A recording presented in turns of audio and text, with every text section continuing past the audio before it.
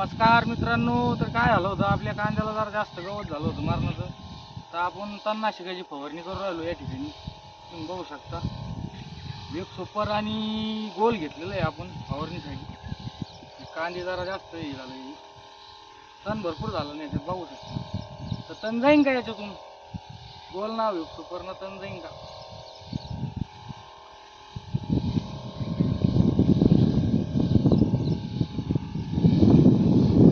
कांदा थोडा पातळ झाला जरा, मध्ये पाऊस झाला, मागच मारत होता औषध.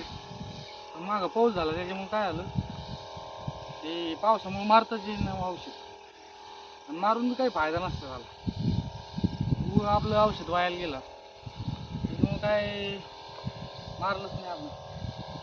आता जरा थोडीशी उघड दिली ती घेऊ मारून, आहे की नाही? अवघड आहे.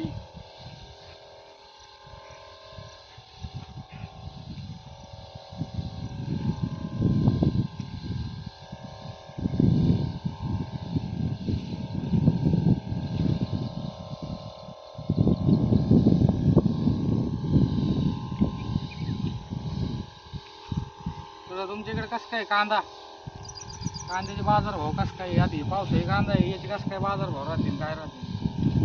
कमेंट मध्ये सांगा आम्हाला मित्रांनो. आम्ही जर नवीन शेतकरी.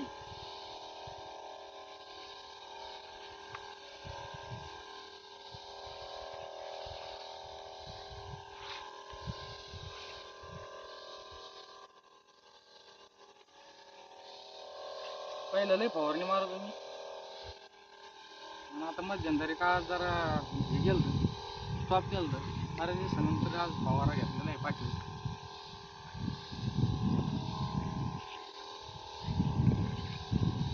पहिले हातपंप होती, आता जरा हे चार्जिंगच्या पंपानं भारी काम केलं शेतकऱ्यासाठी. नाही हे खवटी जायची पाहिलं. तणनाशक आली, भानगडी आली, सगळं हे झालं, वाढलं. पण या सगळ्या गोष्टी बरोबरच तणनाशक आली, भानगडी आल्या, पण जमीन देखील आपली नापीक होत चाललेली दिवसेंदिवस शेतकरी मित्रांनो. बरोबर आहे की नाही? ते तणनाशक मारू हे अशी वेगवेगळी औषध फवारणी करू जमिनीचा ऱ्हास होत चाललेला आहे. परंतु काय आता जगासोबत चालायचं म्हणलं या गोष्टी सगळ्या करत राहावं लागणार आहे की नाही?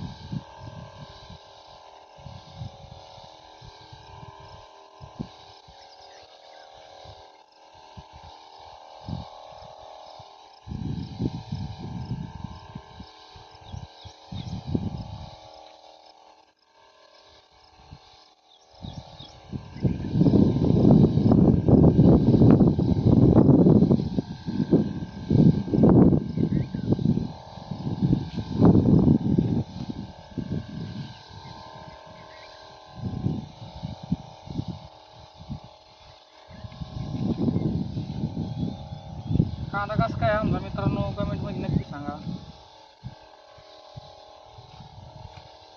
1 एकर 1.25 एकरची लागवड आहे.